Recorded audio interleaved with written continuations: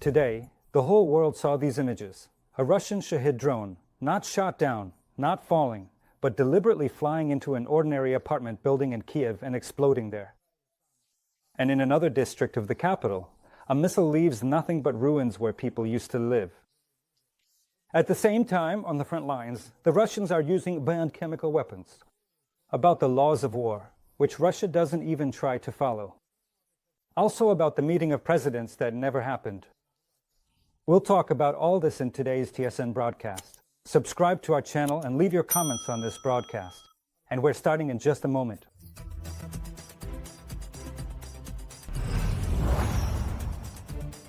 Destroyed homes, massive fires, and crowded hospitals. A terrifying nighttime attack on the capital. Literally 3 seconds. We heard that they were already above us. How the enemy used missiles and drones to kill civilians, and where people are still being rescued from under the rubble. There will be no meeting between Trump and Zelensky. Why did the US president suddenly leave the G7 summit? I have to return. It's very important. What did Trump manage to say there about Russia? And why did he have complaints about Emmanuel Macron? The Trump administration shut down the working group that was supposed to develop strategies to pressure the Kremlin in order to speed up peace negotiations. Reuters learned about this from 3 American officials. The team was created in early spring, when Washington was preparing leverage over Moscow. It included staff from the National Security Council, the State Department, the Treasury, the Pentagon, and intelligence agencies. However, by May, interest in the group had already started to wane. In particular, this was because Trump did not show any interest in maintaining a firm stance toward Russia. He even started talking about the possibility that the United States might give up its mediating role in resolving the war altogether. The existence of this working group had not been disclosed at all before. There will be no ceasefire.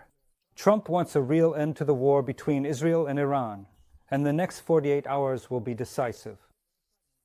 Today, the American president also plans to meet with his national security team in the Situation Room. And the day before, the politician even ended the G7 summit in Canada early. White House spokesperson Caroline Leavitt explained that the president decided to return home because of events in the Middle East. Trump himself wrote on Truth Social, and I quote, "Everyone must evacuate Tehran immediately." Today, the president of Ukraine is expected to join the G7 summit in Canada. Volodymyr Zelensky intended to talk with Donald Trump about purchasing weapons. By the way, while already on the plane, journalists asked the US president what he thought about today's attacks on Ukraine, and he indicated that he didn't know about them and would need to look into it. More details about the summit. Ol Koshelenko will continue. In the rays of the setting sun during the group photo with the G7 leaders, Donald Trump draws all the journalists' attention. His spokesperson, Caroline Leavitt, has just announced on social media platform X, the U.S. president is leaving the summit early and returning home due to events in the Middle East. I have to go back. This is very important. I just want to thank our wonderful host. Fantastic job. Thank you, Canada, but I'm sure you see what I see. I have to return as soon as possible. Trump's explanation doesn't really make it any clearer why he's cutting his participation in the summit short. The Prime Minister of Canada just briefly says in passing that he understands the reasons. I'm very grateful to the President for being here, and I completely understand why he has to return. However, behind the scenes, there was no understanding, according to the New York Times. All the leaders except Trump supported de-escalation in the Middle East. Already on Monday evening, when Mr. Trump left Canada and headed back to Washington, he did end up signing a statement regarding Iran. Iran is the main source of regional instability and terror, the statement signed by the president and other leaders says. We have consistently emphasized that Iran must never have nuclear weapons. We call for the resolution of the Iranian crisis to contribute to a broader de-escalation of conflicts in the Middle East, including a ceasefire in Gaza. According to one American official, Trump changed his mind partly because of changes made to the initial draft of the statement. The President of the United States refused to sign such a statement. Trump is facing a crucial decision, whether to enter the war on Israel's side, specifically whether to destroy the heavily fortified underground uranium enrichment facility in Fordow. Reportedly, Israeli Prime Minister Netanyahu asked him to do this, since only American B-2 bombers are capable of penetrating the fortifications in the rocks. When asked by journalists whether the United States intends to intervene, Trump replied that he did not want to discuss the issue. However, on Truth Social he left the following message. Iran cannot have nuclear weapons. I've said this more than once. Everyone must evacuate Tehran immediately. French President Emmanuel Macron, after Trump left the meeting, stated that negotiations on de-escalation are ongoing. The President of the United States said a few minutes ago that negotiations are ongoing, and that's a good thing. So if the United States can secure a ceasefire, that's very good, and France will support it, and we hope they will succeed. President Frank Emmanuel Macron, we can be public. They are probably still saying that he left the G7 summit in Canada to return to Washington to work on a ceasefire between Israel and Iran. That's not true. He has no idea why I'm heading to Washington right now, but it definitely has nothing to do with a ceasefire. The matter is much more serious. Is he doing this on purpose or not?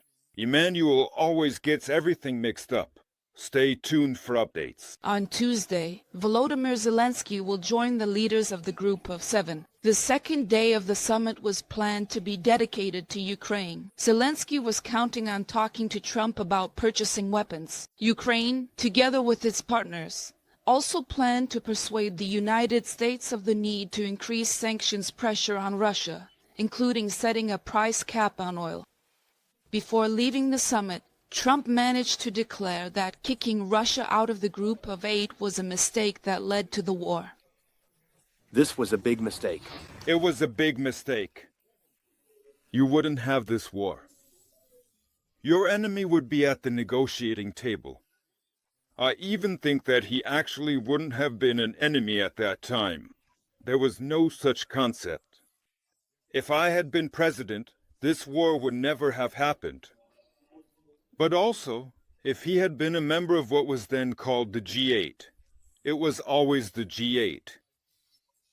You wouldn't have a war right now. Russia was excluded from the Group of Eight back in 2014, right after the illegal annexation of Crimea. Trump has repeatedly spoken publicly in favor of letting Putin back into the elite club.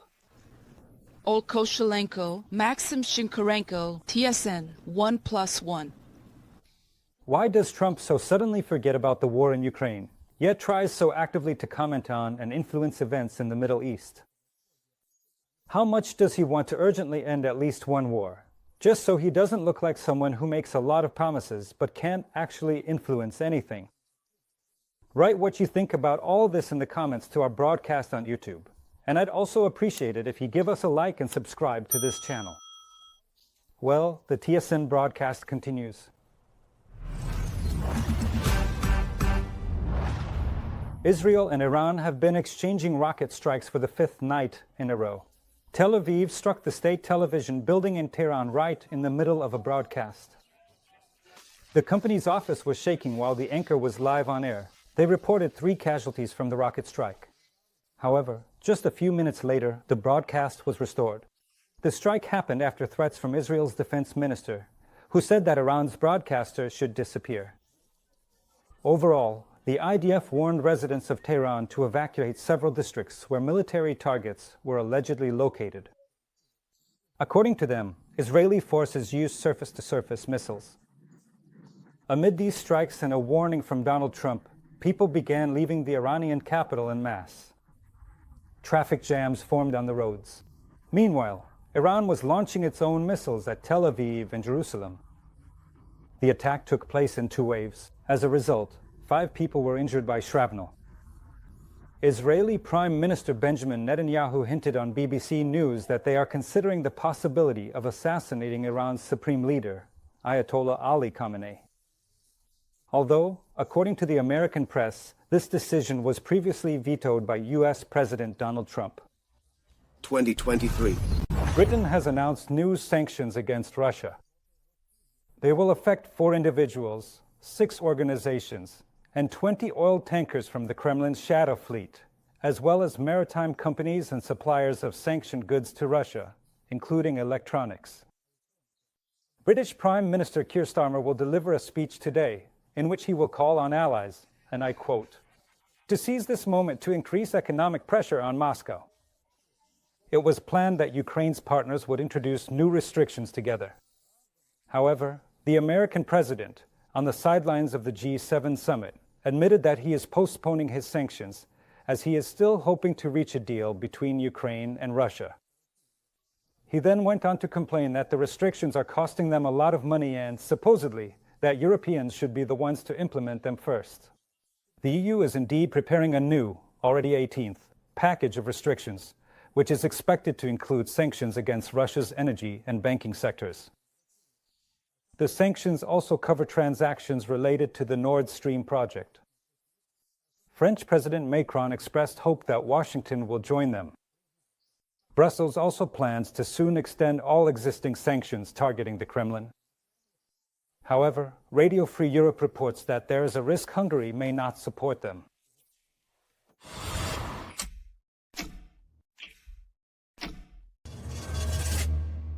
June 18th has been declared a day of mourning in Kyiv. By evening, Mayor Vitaly Klitschko confirmed the deaths of 10 people. Although the number of victims may rise, rescue operations are ongoing. More than 140 people were injured. All of this is the result of a nighttime Russian missile and drone attack. Fires broke out in 8 districts at 27 locations. Rescuers extinguished them with the help of 2 helicopters. Over 100 tons of water were dropped on the flames. The greatest destruction occurred in a building in the Solomiansky district. There, an entire section of a residential high-rise collapsed. According to the Air Force, a Kh-101 missile struck the building. It tore through the entrance from the upper floors all the way down to the basement. More details from Mariana Buchan. It was a Russian ballistic missile that destroyed one entrance of a high-rise building in one of the districts on the right bank of Kyiv.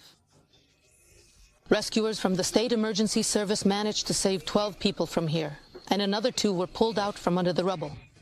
Right now, they are searching for about 14 more people who might still be inside. Today in Kyiv, we have 14 dead and 105 wounded. It's very hard to say exactly how many people from this particular building are injured, because people are now going to medical facilities on their own. And of course, in this area, you can see how many damaged buildings we have. So people could be in neighboring buildings. In addition, our specialists are on duty here, monitoring the movement of the structures, because as you can see, the structures are unstable.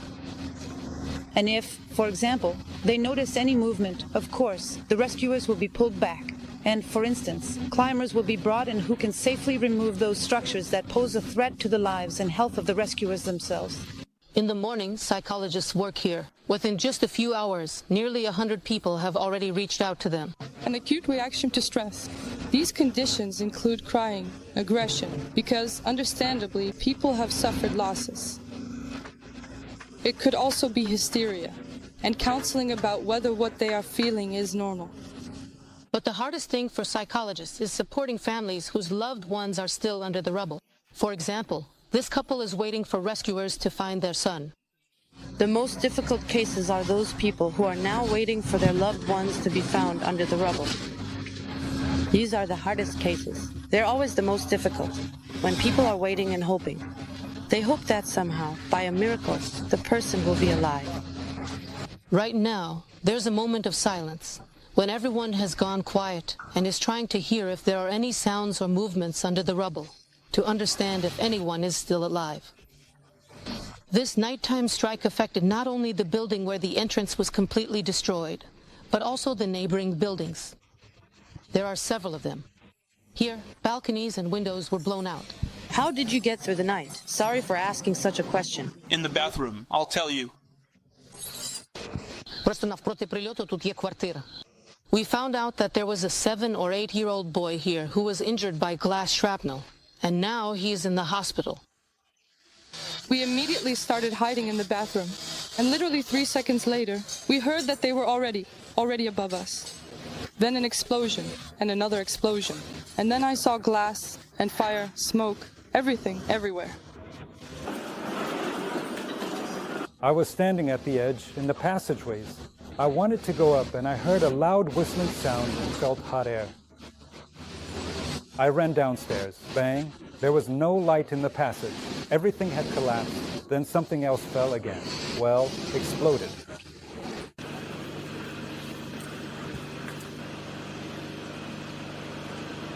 There were several more powerful strikes in this district of the capital last night.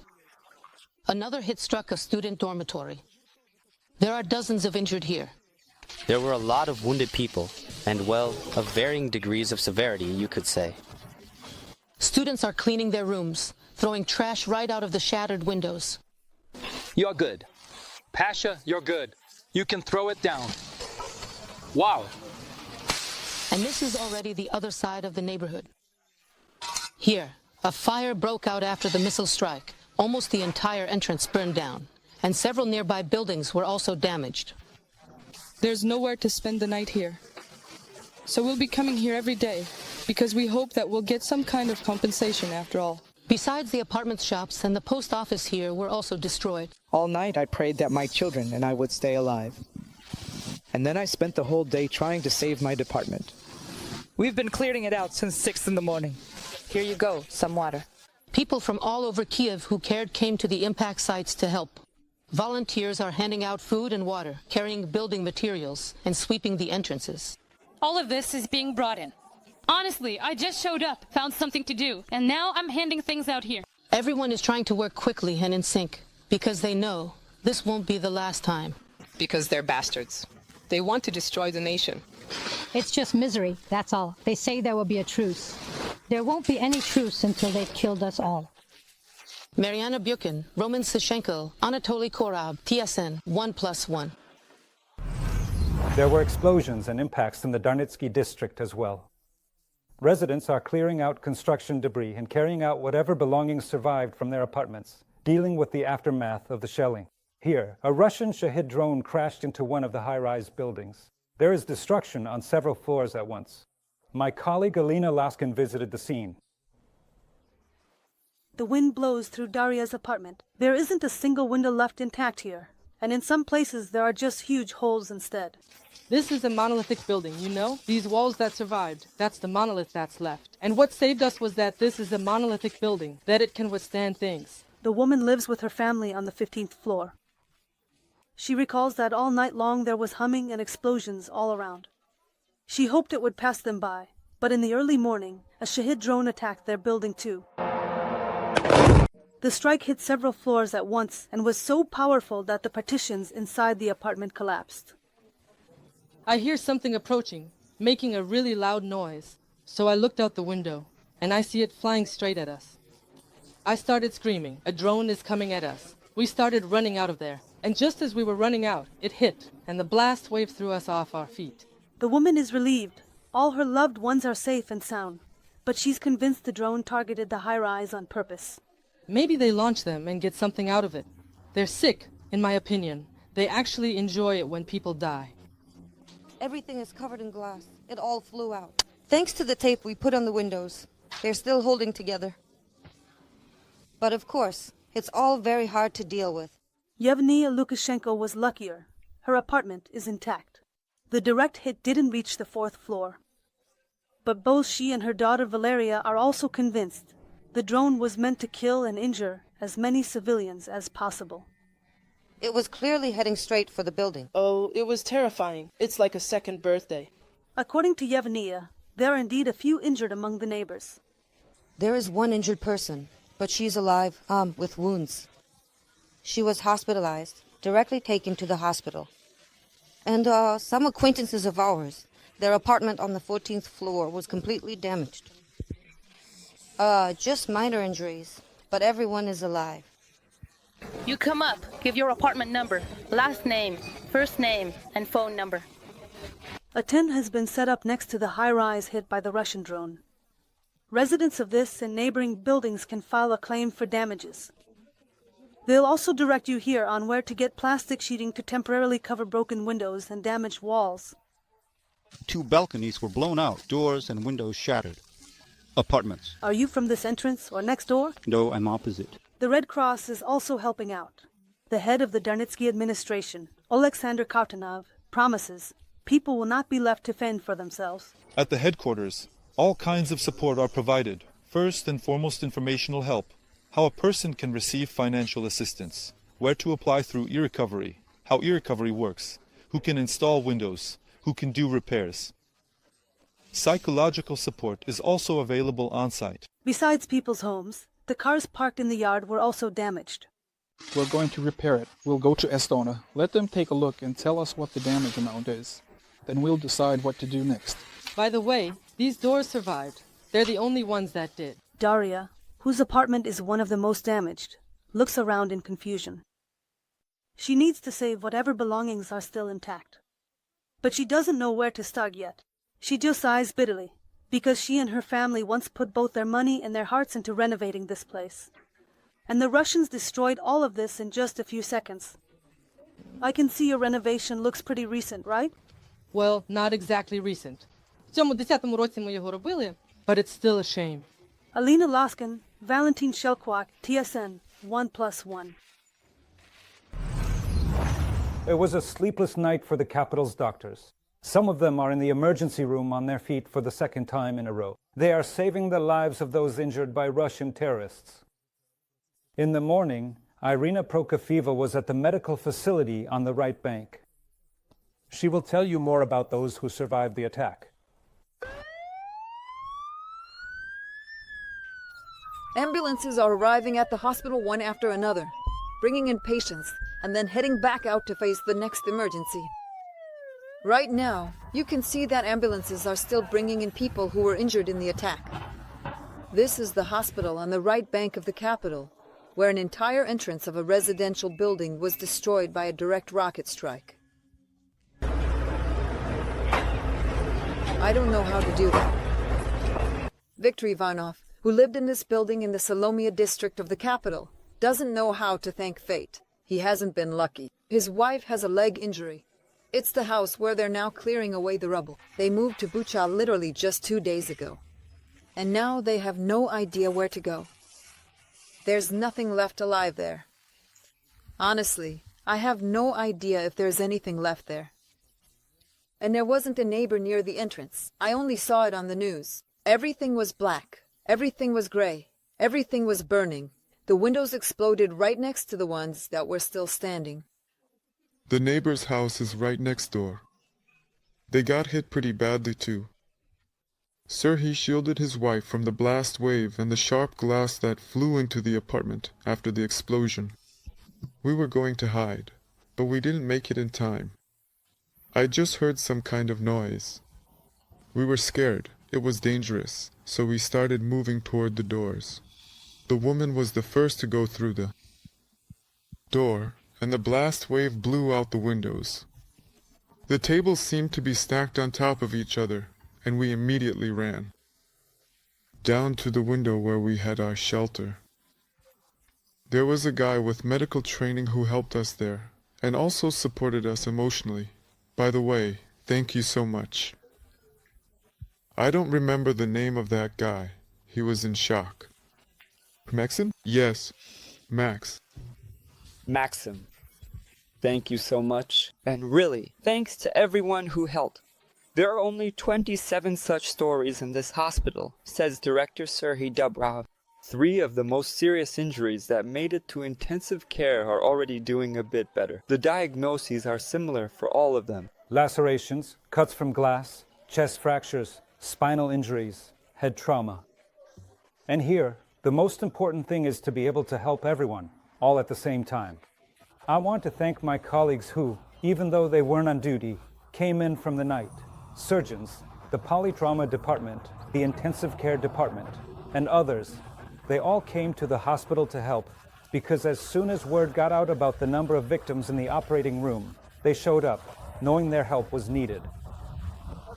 Viktor Ivanov, who was fortunate enough to remain unharmed, now knows the main safety rules during heavy shelling. The window is not safe. If there's no power and nowhere to hide, it's better to stay somewhere with walls around you. After the most recent shelling in the capital, more than 100 people were wounded. The vast majority of them are now in hospitals. They are all receiving the necessary medical care free of charge. Irina Prokofieva, Volodymyr Ostapenko, TSN 1+1. Railway infrastructure in Kyiv and the surrounding region was also damaged as a result of the Russian attack, according to Ukrzaliznytsia. Specifically, they showed footage of damaged freight cars and spilled Ukrainian grain. The railways report that there were no casualties, and all damage to transport logistics was immediately dealt with. So it did not affect train movement at all. Last night, in the historic center of Odesa, Russian terrorists struck residential buildings, including a children's center, a kindergarten, and a church. 2 people were pulled from the rubble, and 17 others sustained injuries of varying severity. As usual, the enemy struck when people were sleeping and couldn't make it to shelter. Serhiy Osachuk will tell you more about the aftermath of the terrorist attack. Around 4 a.m., the historic center of Odesa was rocked by powerful explosions, despite the fact that most of the Shahid drones were shot down by defense forces over the sea. Several managed to break through the coast and attack civilian infrastructure. People woke up to the sound of explosions, tried to break down the door, but immediately found themselves trapped under the rubble. This is what one victim recalls. I sat under the bed, covered myself with a blanket, and took a direct hit from above, and that was it. I was under the rubble for a moment, under boards, under stones, under everything. I heard that a girl was living there with her grandmother. They started shouting, calling out to me. I tried to get into the hallway, but everything was on fire. I tried to put it out, but I couldn't. I managed to grab onto the window, hang from a cable, jump down, and ran across the glass. A few hours later, his 60-year-old neighbor was found dead under the rubble. People remember in horror how everything burned and collapsed, how they tried to save each other. The child woke up. I pulled her close to me, lay down on the floor, and then everything started exploding. Here, our neighbors were hurt a little. They were destroyed. Well, we pulled her out. Everything was blown out, so much that. Yulia, there were 6 explosions, right? There were about 6, right? Yeah, somewhere around that. No one even counted. Rescue workers were pulling people out of burning buildings, and even frightened animals were being rescued. Psychologists worked with the victims. This has a very strong effect. You know, when people don't understand what's happening, they're disoriented. They wake up suddenly from deep sleep, and it really has a strong impact. It makes us stronger, strengthens our bodies, and reinforces our psycho-emotional system. The first psychological aid has already been provided to 22 people, including children and people with disabilities. A specially created team for the victims is helping them sign documents for financial compensation. The government has promised to resolve the housing issue. If an apartment funded by the city budget is badly damaged, we will provide money to rent a place to live until. For up to 1 year. In other words, while we are working to restore everything, the residents will have the chance to live in a rented apartment. And this is what the Inclusive Resource Center for Children looks like, which was also invaded by the Russians. A direct hit from a Shahid drone struck the roof and the 2nd floor. There was a guard here at night. He survived by sheer luck. I was on the 1st floor, right in a safe spot. After the explosion, he tried to save the cats on the second floor, but he couldn't get up there because the fire was already too big. They left behind all those lives for 6 years. They had gathered so many of them to help children with social and educational needs, but in a moment, everything was just destroyed.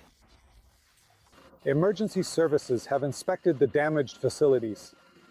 Heavy machinery and utility crews arrived. They quickly cleared the debris from the street and helped seal the windows with tape and shields. The total number of damaged sites is still being determined. Serhiy Osachuk, Serhiy Galiniuk, Odesa, TSN 1+.